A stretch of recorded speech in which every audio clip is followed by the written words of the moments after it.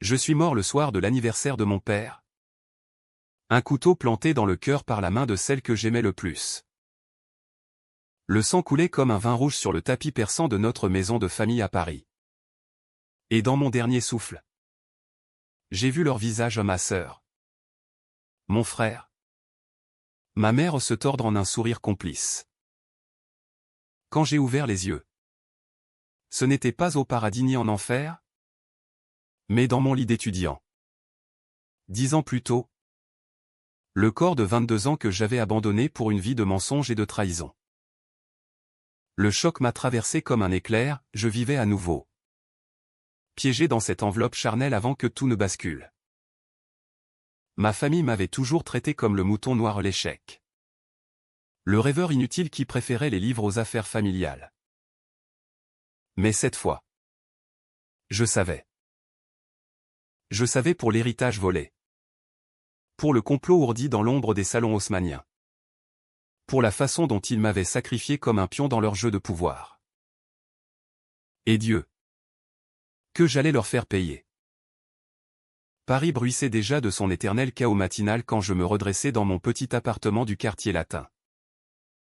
L'air sentait le croissant brûlé et la Seine voisine. Mais mon esprit hurlait encore les échos de cette nuit fatale. 10 ans en arrière, j'étais étudiant en littérature à la Sorbonne. Fauché, idéaliste et follement amoureux d'Élodie. Cette beauté aux yeux de chat qui deviendrait plus tard ma fiancée. Et mon bourreau. Comment pouvais-je être là? Respirant. Touchant la cicatrice imaginaire sur ma poitrine? Était-ce un rêve? Un châtiment divin? Non.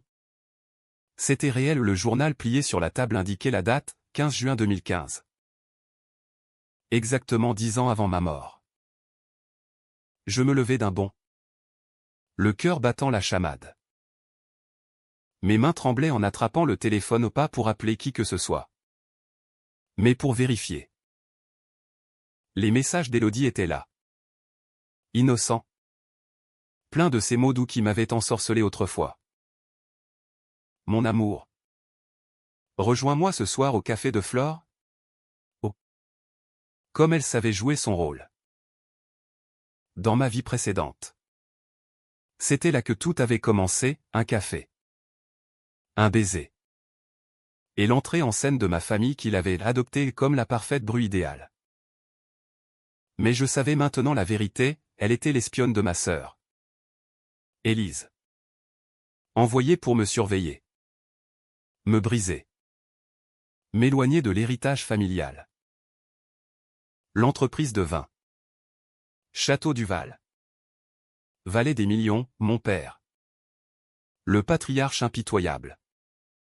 Avait toujours promis que je serais son successeur. Mensonge. Ils m'avaient tous trahi pour que le pouvoir reste entre les mains d'Élise et de mon frère aîné. Antoine. Je m'habillais à la hâte, un jean usé. Une chemise blanche que j'avais portée à tant de fêtes ratées. Dehors. Les rues de Paris s'éveillaient, les vendeurs de journaux criant les titres du monde. Les touristes encombrant les trottoirs devant Notre-Dame. Mais pour moi, la ville était un échiquier géant. Et j'étais le roi ressuscité. Prêt à renverser les pions. Ma première décision fut instinctive.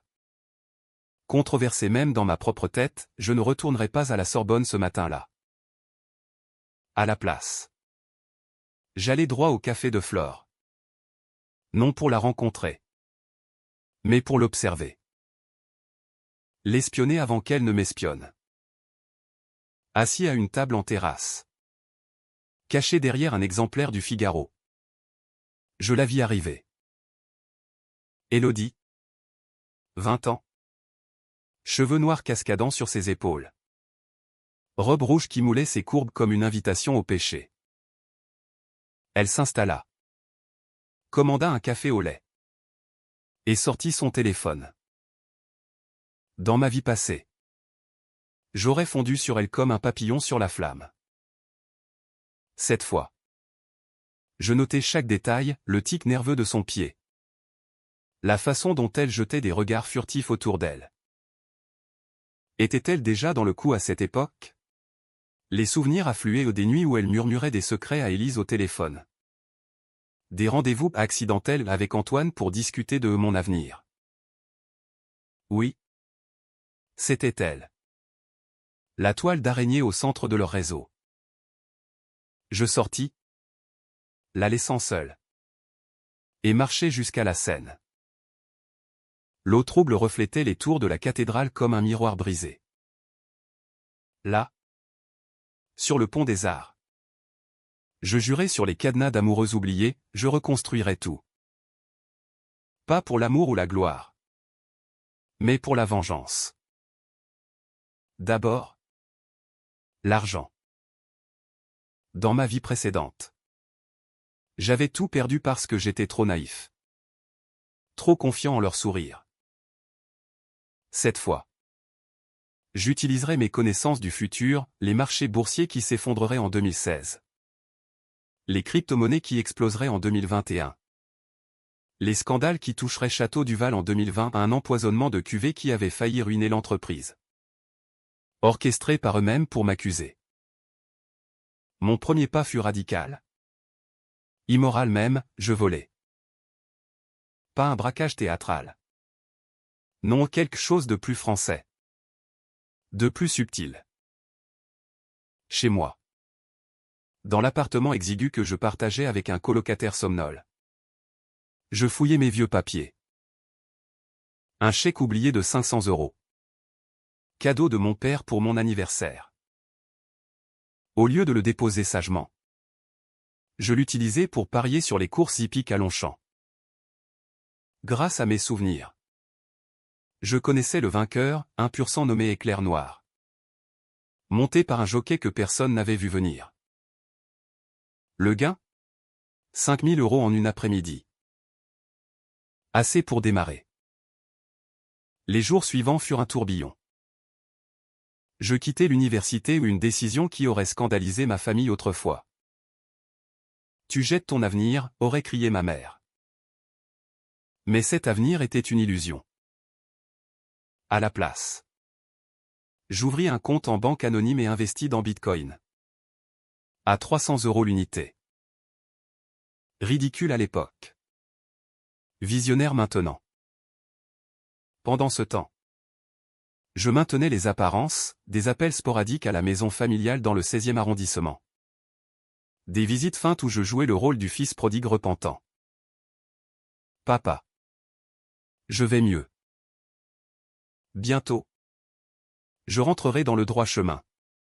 Mensonge sucré comme du vin de Bordeaux. Élodie? Je la laissais mijoter. Un texto vague, désolé. Chérie. Une urgence à l'école. Puis le silence. Elle rappela. Supplia. Et quand je daignai la revoir, ce fut pour la tester. Au Louvre. Sous les yeux impassibles de la Joconde. Je lâchai une phrase anodine, imagine si on héritait d'une fortune un jour. Qu'en ferais-tu? Ses yeux s'allumèrent d'une lueur que je connaissais trop bien, la cupidité. Oh. Mon amour. Des voyages.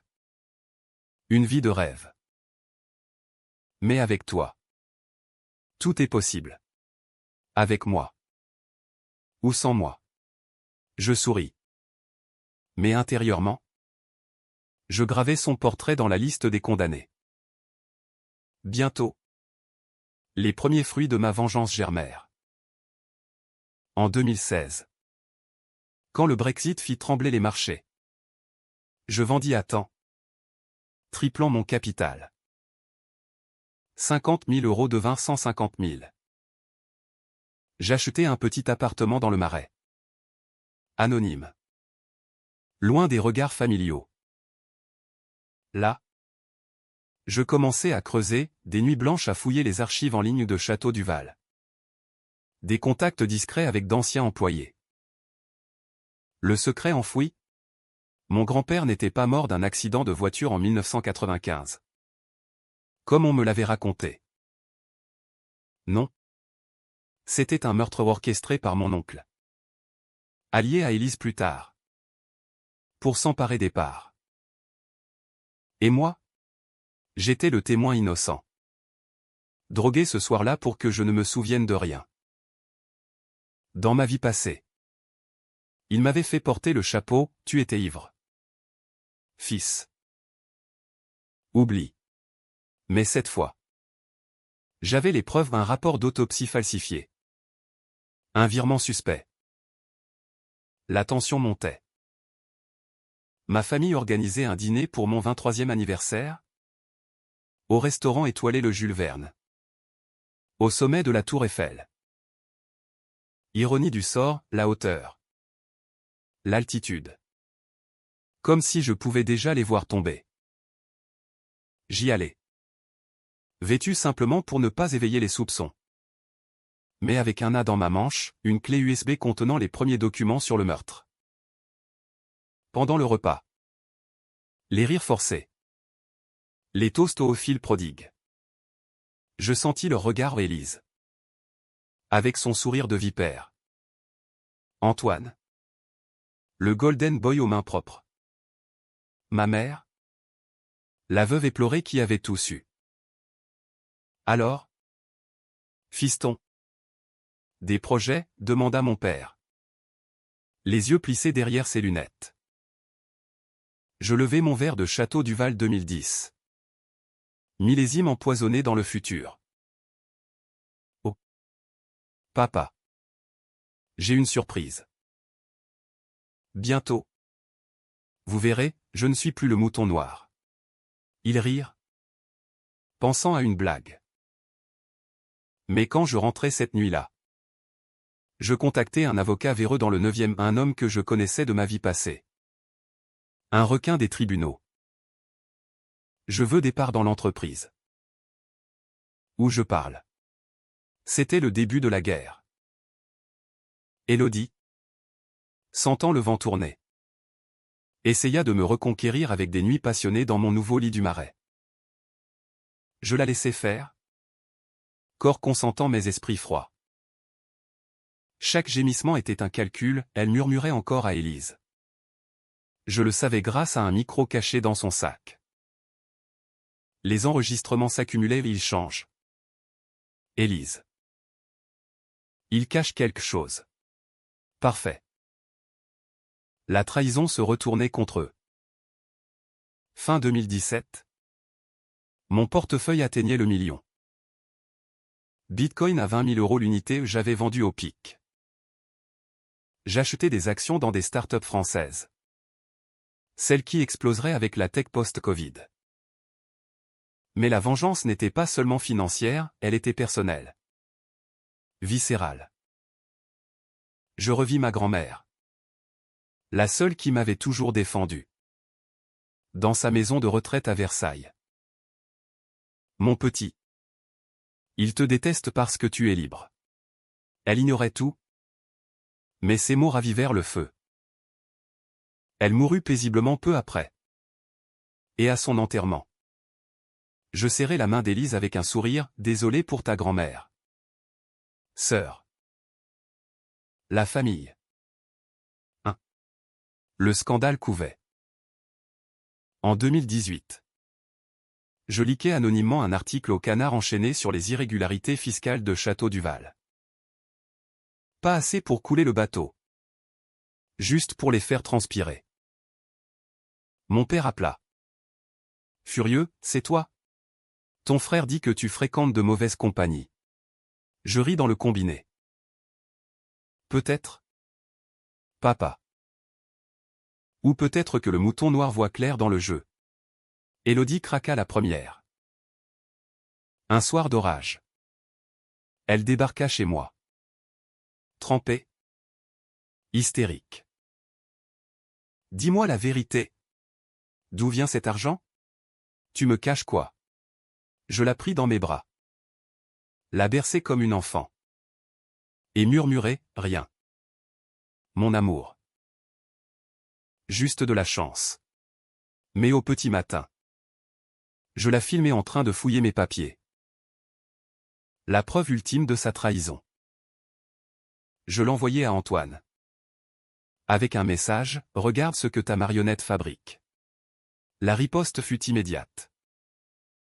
Antoine m'invita à une réconciliation au château lui-même. En Bordelais. Le domaine familial. Vignes infinies sous le soleil couchant. Était un piège parfait. J'y allais. Seul. Avec un enregistreur dans la poche. Frère. On peut arranger ça, dit-il. Verre à la main. Élise était là. Bien sûr. Et Élodie. Pâle comme un spectre. Tu nous menaces? Avec tes petits secrets? Tu n'es rien. Un raté ressuscité. Ressuscité. Le mot me frappa comme un coup de poignard. Comment savait-il? Non. C'était une coïncidence. Mais la rage bouillonna. Je sortis la clé USB. La balançai sur la table. Le meurtre de grand-père. Les faux témoignages.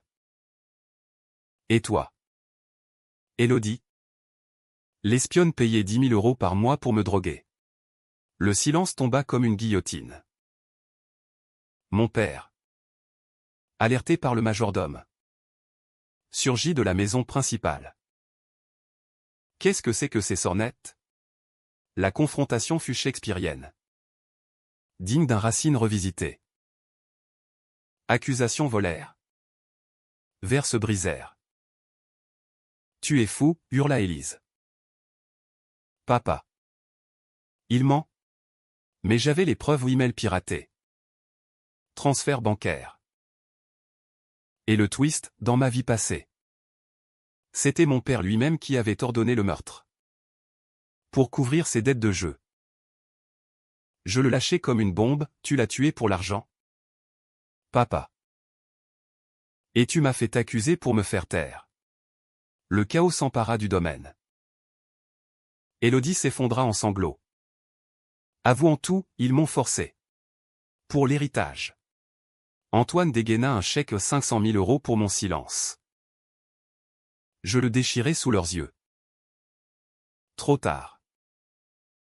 La police a déjà les copies. Mais la vraie vengeance n'était pas la loi, c'était la ruine.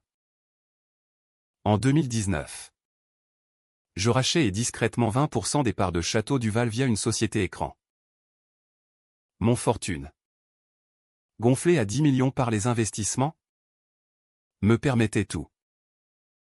J'inondais le marché de cuvées contrefaites pas empoisonnées. Non. Juste inférieures. Ruinant la réputation. Les critiques du Figaro vin pleuvaient, Château Duval, de l'or en bouteille devenu vinaigre. Le climax arriva l'année suivante. En pleine pandémie. Confinés dans leur tour d'ivoire. Ils m'appelèrent. Suppliant. Reviens. Fils. Sauve-nous. J'apparus à l'anniversaire de mon père. Virtuellement d'abord. Puis en personne quand les restrictions s'allégèrent. La maison du 16e était un fantôme, meuble saisi. Domestique parti. Ils étaient là. Brisé, Élise divorcée. Antoine endetté. Élodie enceinte de qui? Ma mère en larmes. Regardez-moi maintenant, dis-je. Entrant avec un dossier sous le bras. Le mouton noir a une fortune. Et vous? Des mendiants. Je leur offris un choix controversé, signer les parts restantes pour 1 € symbolique. Ou affronter le tribunal pour meurtre et fraude. Mon père. Vieilli de 10 ans en 2. Signa en premier. Pourquoi? Pour l'argent, murmura-t-il. Non. Papa. Pour le sang sur mes mains. Le twist final me frappa comme un retour de flamme. En fouillant les archives une dernière fois, je découvris que j'étais pas leur fils. Un enfant adopté. Choisi pour être le bouc émissaire. Ma vraie mère? Une amante de mon père? Assassinée pour le secret. La trahison ultime. Au lieu de hurler, je ris. Car dans cette vie, j'avais gagné l'entreprise à moi. La fortune intacte. Et eux? Des ombres. Paris. 2025. Je marche sur les Champs-Élysées. Un verre de vrai Château Duval à la main. Élodie m'appelle parfois, mendiant un pardon. Je raccroche. La vengeance n'est pas douce, elle est amère comme un tanin persistant. Mais elle est mienne. Et dans ce corps ressuscité, je vis enfin non comme un mouton, mais comme un loup. Les mois suivant ma résurrection furent un ballet de masques et de murmures. Un opéra bouffe où chaque aria cachait un poignard. Paris.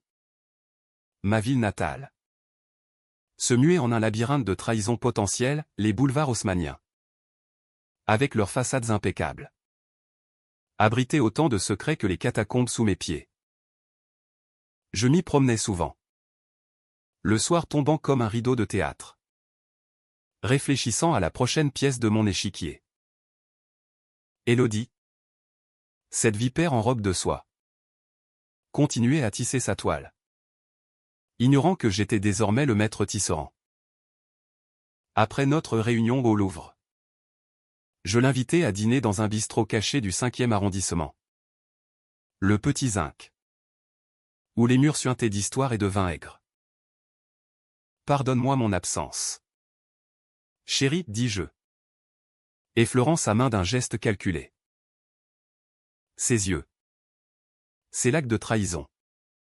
S'illuminèrent. Tu m'as manqué. Qu'est-ce qui t'arrive? Tu sembles changer. Changer? Oh. Si elle savait. Je commandais des escargots. Ces mollusques gluants qui rappelaient tant les âmes rampantes de ma famille. Et un Bordeaux jeune. Plein de promesses acides. Au fil du repas.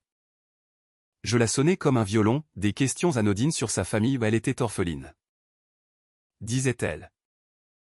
Mais je savais pour les dettes de son père. Payées par Élise pour ses services. Et si on voyageait? Rome. Peut-être. Ou Venise, proposai-je.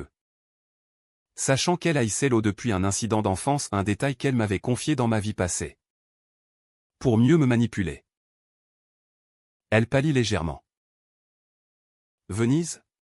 Trop romantique. Et toi? Avec tes études? Je haussai les épaules. Les études attendront. La vie est trop courte. Trop courte. En effet, je l'avais appris à mes dépens. Cette nuit-là. Dans mon appartement du Marais, un 2 pièces aux poutres apparentes et aux livres empilés comme des remparts.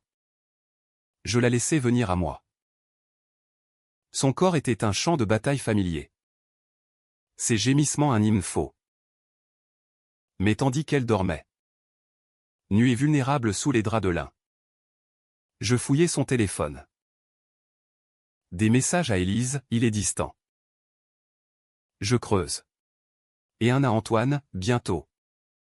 Les infos sur ses finances. Parfait. Je pris des photos d'écran.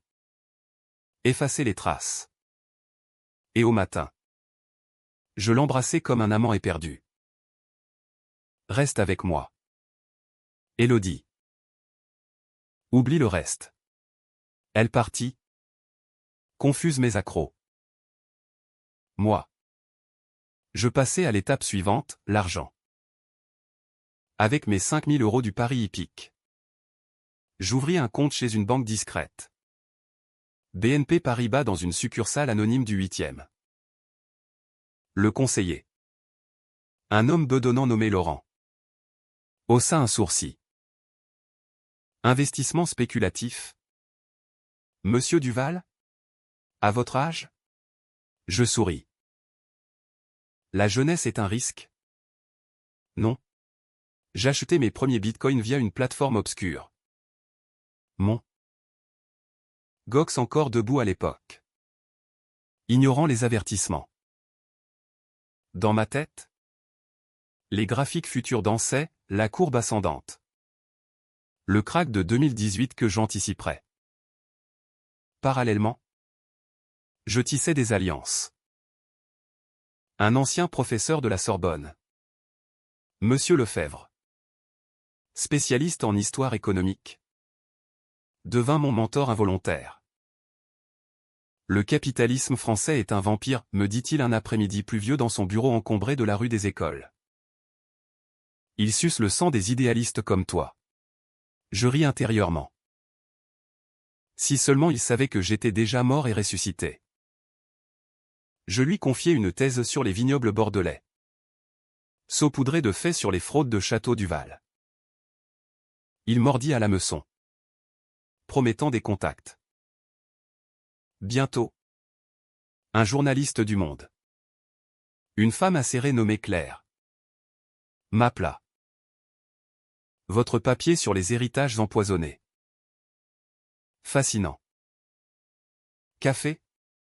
Le café eut lieu au Procope. Le plus vieux de Paris. Où Voltaire jadis s'était enivré de philosophie. Claire. Avec ses lunettes cerclées et son carnet Moleskine. Nota tout. Les Duval? Une dynastie opaque. Dites-m'en plus. Je lâchais des miettes, des rumeurs de faux millésimes. Des ouvriers exploités dans les chais. Rien de fatal. Juste assez pour que l'article paraisse en une un mois plus tard, Château Duval, le vin du diable? Les actions familiales chutèrent de 5%. Mon père téléphona. Voix tonnante, c'est toi. N'est-ce pas? Ton oncle soupçonne. Je feignis l'innocence. Papa. Je suis flatté.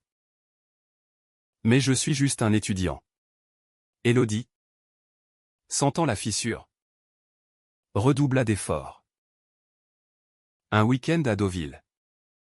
Sur la côte normande. Où les vagues atlantiques fouettaient les galets comme des regrets. Elle loua une chambre d'hôtel vue mer avec l'argent d'Élise, je le savais par ses relevés bancaires. Piraté via un ami à cœur rencontré dans un bar geek du 11e. Là. Sous les draps salés. Elle pleura, j'ai peur pour nous. Ta famille. Ils te haïssent. Je la serrai. Murmurant, alors. Fuyons-les. Mais d'abord. Aide-moi. Je lui confiai un faux secret, un investissement foireux en actions Renault. Elle le transmit? Bien sûr. Et quand les actions plongèrent grâce à mes ventes à découvert? Ce fut Antoine qui perdit 100 000 euros. Merde. Le gamin nous l'a fait à l'envers, entendis-je dans un enregistrement volé. La tension grimpa en flèche fin 2015. Noël approchait. Et la tradition familiale dictait un gala au Ritz. Sous les lustres de cristal et les robes de couturier. J'y allais. Transformé, costume sur mesure de chez Lanvin. Cheveux coupés courts. Un air d'assurance nouvelle. Ma mère, élégante dans son Chanel vintage, m'embrassa les joues. Mon fils, tu as l'air prospère. Élise. À son bras. Me toisa, le mouton noir en peau de loup. Attention à ne pas te brûler. Antoine. Éméché. Me tapa l'épaule, investi dans le vin. Frangin. Papa en a besoin. Le dîner fut un champ miné. Discussion sur l'héritage où Élise gère si bien les exportations vers la Chine. Regards obliques vers moi. Élodie. Invitée comme ma fiancée potentielle. Rougissait sous les compliments. Je portais un toast à la famille. Que les secrets restent enfouis. Comme les racines des vignes. Mon père toussa. Mal à l'aise. Plus tard. Dans les jardins du Ritz. Je coinçai Élise seule. Sœur. Je sais pour grand-père. L'accident n'en était pas un. Ses yeux s'écarquillèrent. Tu divagues. Et si tu parles? On te déshérit pour de bon. Je souris. Déjà fait. Élise. Je suis libre. De retour à Paris. L'hiver mordant. Je doublais mes efforts financiers. 2016 vit le Brexit, j'avais shorté la livre sterling. Gagnant 200 000 € en une nuit. Bitcoin grimpa à 1000. Mon appartement du Marais devint un bunker, écran multiple. Carte des marchés. Et un coffre-fort pour les dossiers photos jaunis du crash de 1995. Témoignage d'un mécanicien soudoyé. La police? Pas encore. La vengeance devait être lente. Comme un vin qui mûrit en fût. Élodie craqua à nouveau. Un soir de Nouvel An. Feu d'artifice illuminant la scène.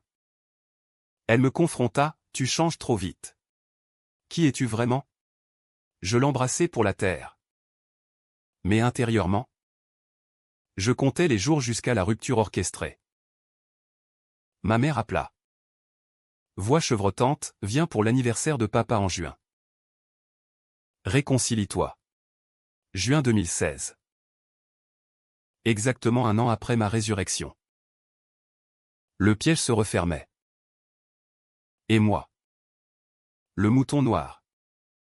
Je commençais à montrer les crocs. 2016 s'ouvrit sur une Paris en deuil où les attentats de janvier avaient laissé des cicatrices invisibles.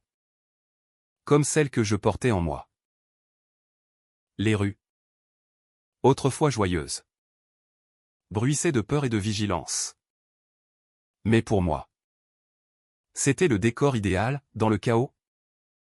Les ombres comme la mienne passaient inaperçues. J'avais maintenant 300 000 € en poche. Fruit des marchés volatiles. Et un réseau naissant en Claire la journaliste.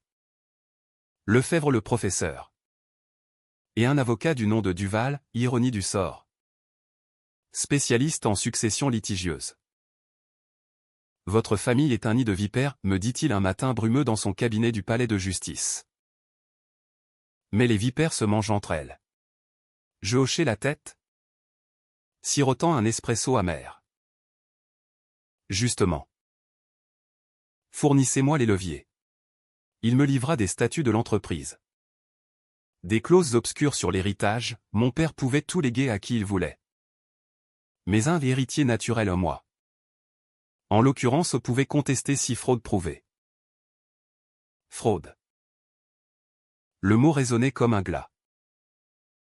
J'imprimai tout, rangé dans mon coffre, et sortis affronter la ville.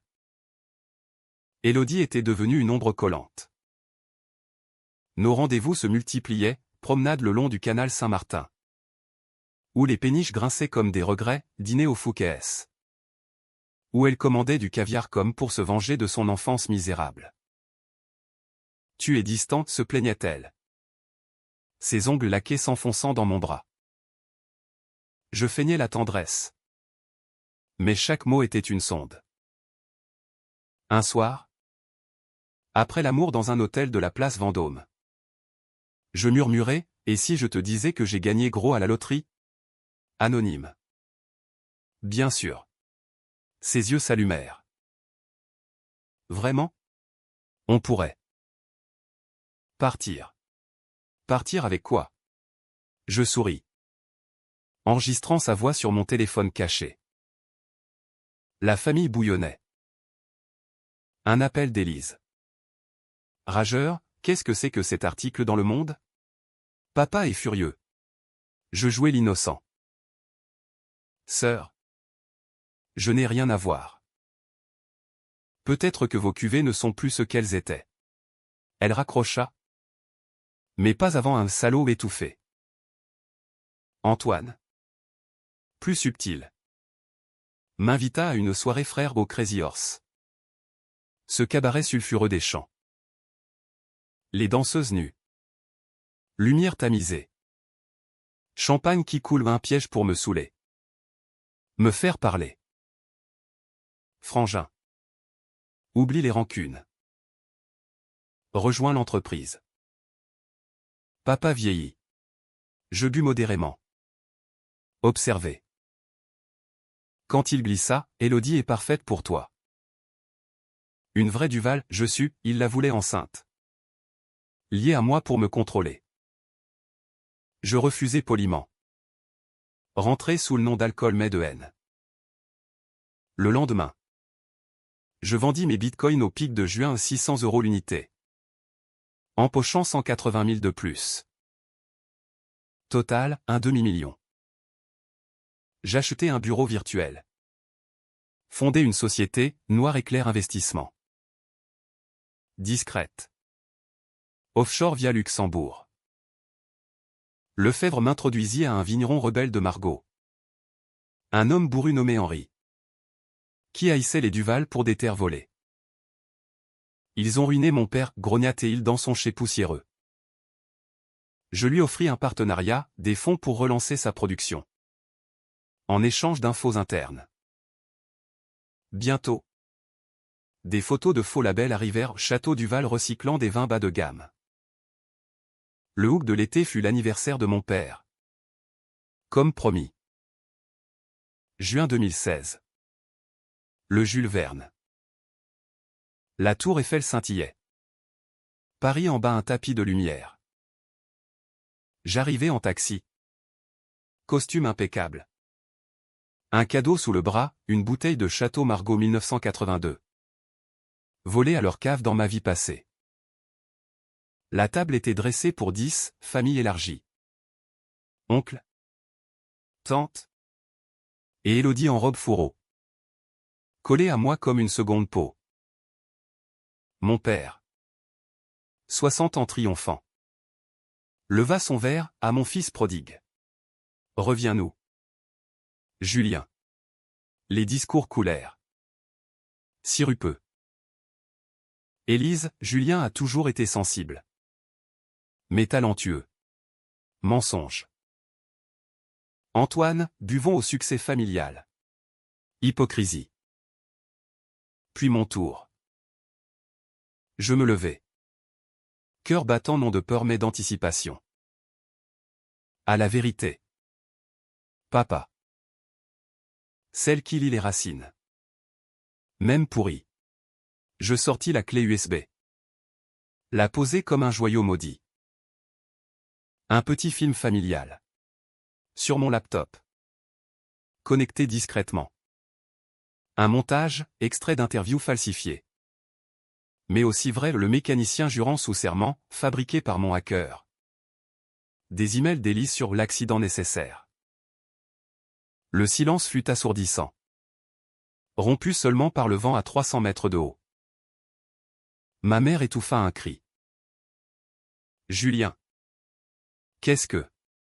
Mon père blêmit. Foutaise. Mais Élodie. Paniqué. Balbutia, je ne sais rien. Je zoomai sur un message, Élodie. Surveille-le. 5000 ce mois. Le chaos éclata. Assiettes volèrent. Cris fusèrent. Traître, hurla Élise. Antoine me saisit le col, tu vas payer. Je le repoussai. Calme. Déjà payé. Frère.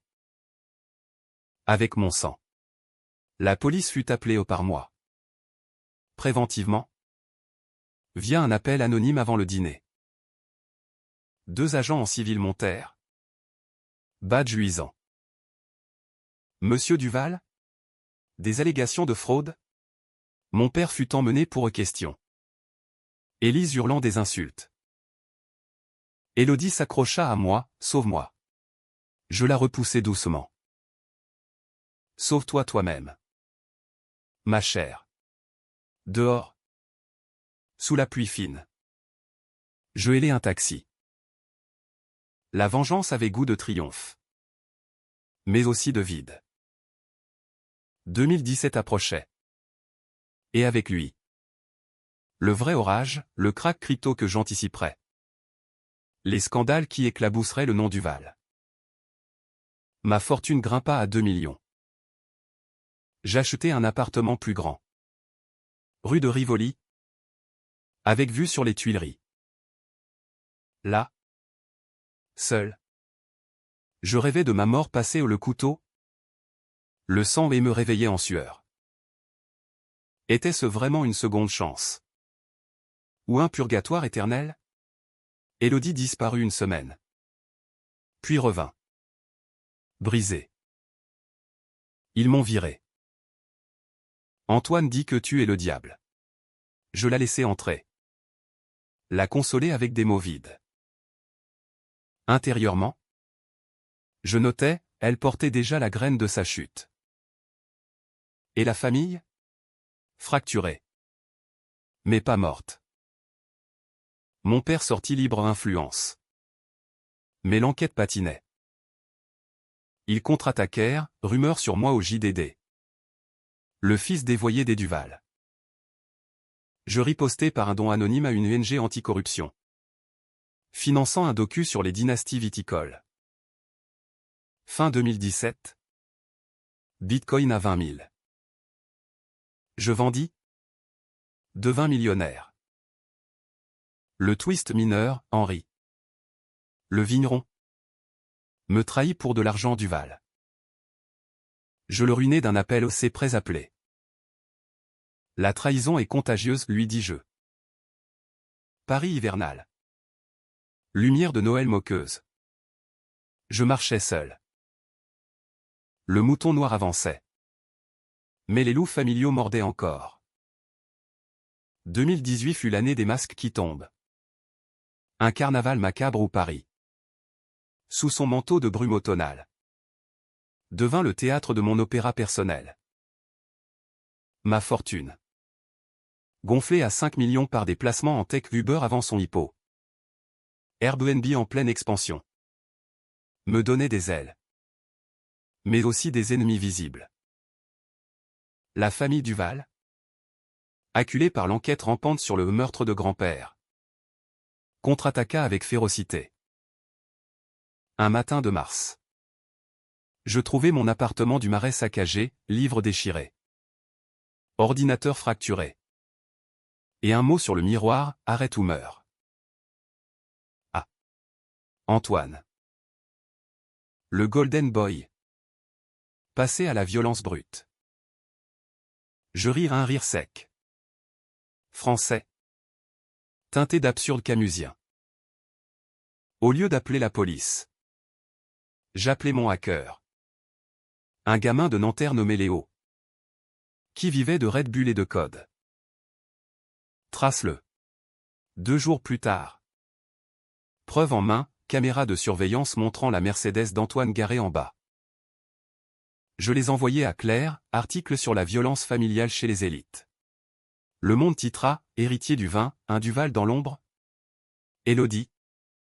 Entre-temps. S'était muée en spectre. Elle squattait mon lit. Suppliante, protège-moi. Élise me harcèle. Vrai, des SMS menaçants. Que je collectais comme des trophées. Je la gardais près. La nourrissant de fausses promesses. On s'en va. Après le gala. Le gala? Celui de Château Duval. En mai. Au Grand Palais. Un événement mondain, robe de Dior. Flûte de champagne. Et sous la verrière de verre. Un piège tendu pour moi.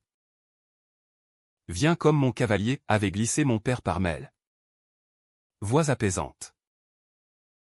Discutons paix. J'y allais. Armé non d'une arme mais de dossier.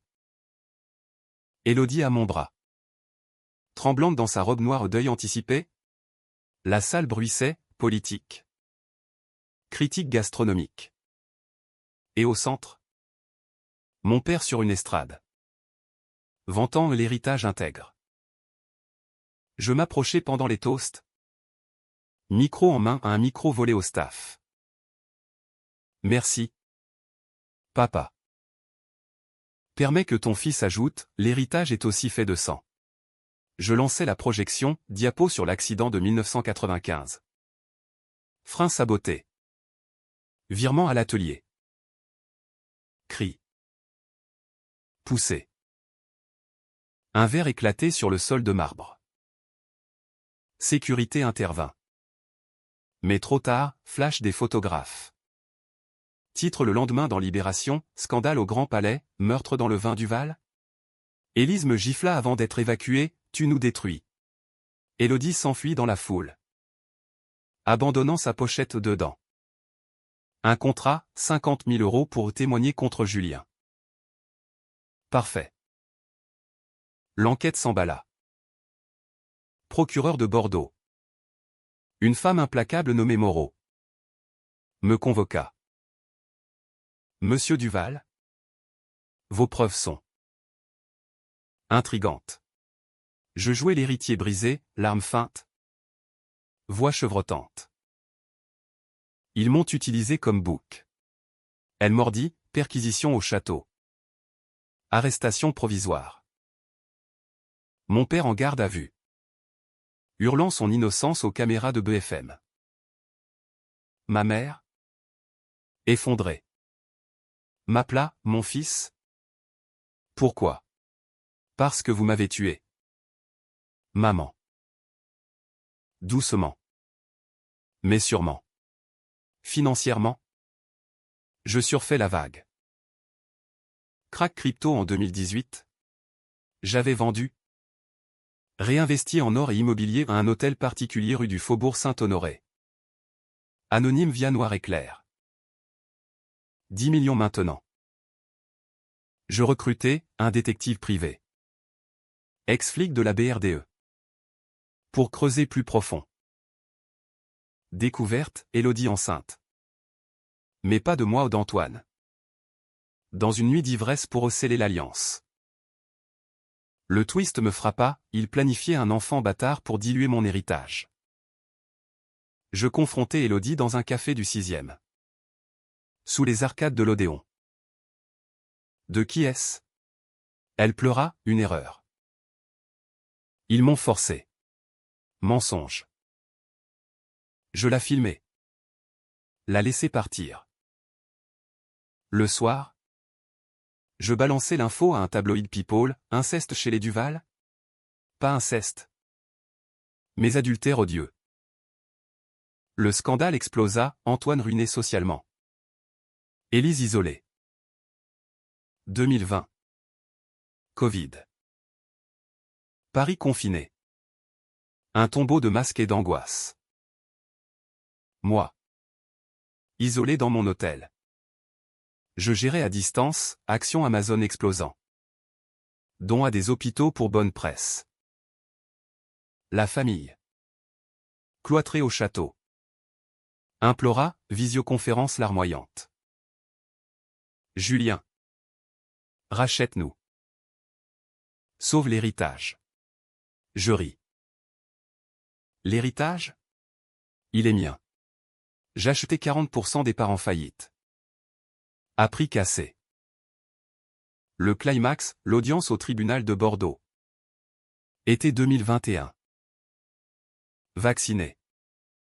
Masqué. Je témoignais, voix ferme. Preuves irréfutables. Père condamné à 15 ans pour homicide involontaire, volontaire? La justice française. Prudente. Élise et Antoine. Complices. 5 ans avec sursis. Élodie. Témoin clé. Échappa mais perdit tout, l'enfant avorté dans la honte. Dehors. Soleil bordelais. Je signais les papiers, Château Duval à moi. Vengeance accomplie? Presque.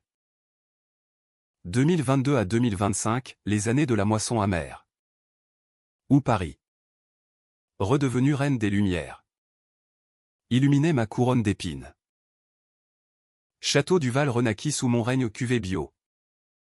Partenariats éthiques avec Henri le Vigneron, pardonné pour sa trahison. Car utile. Ma fortune 50 millions. Investi en vignobles italiens. Start-up verte. Le mouton noir était devenu le lion du marché. Couvert par Forbes France, Julien Duval, le phénix des cépages. Mais la vengeance? Cette maîtresse jalouse ne se contentait pas. Élodie réapparut en 2022. Usée. Mendiante dans un café de Montparnasse. Julien. Un enfant. Pour nous. Je payais son silence. 100 000 euros. Et l'a renvoyée. Élise. Sortie de prison en 2023. Tenta un suicide théâtral aux pilules dans la Seine. Sauvée par hasard. Je visitais son chevet, sœur. Vis avec ta honte. Antoine. Alcoolique. Mendia des jobs, je l'employais comme ouvrier au château.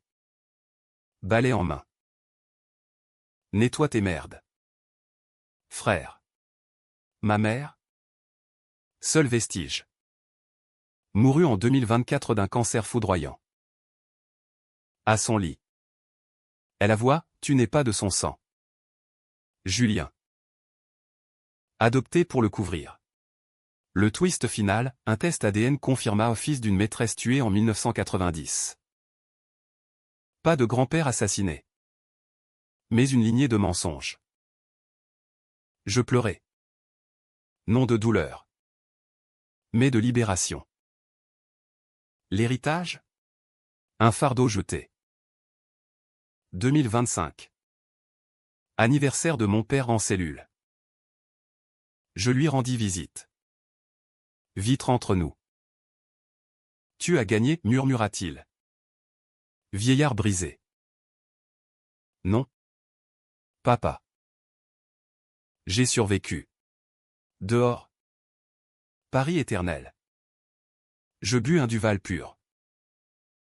Vengeance achevée, pas de happy end rose. Mais une paix tranchante. Comme un bon millésime.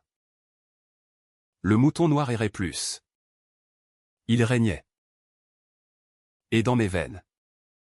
Le sang le mien en coulait libre.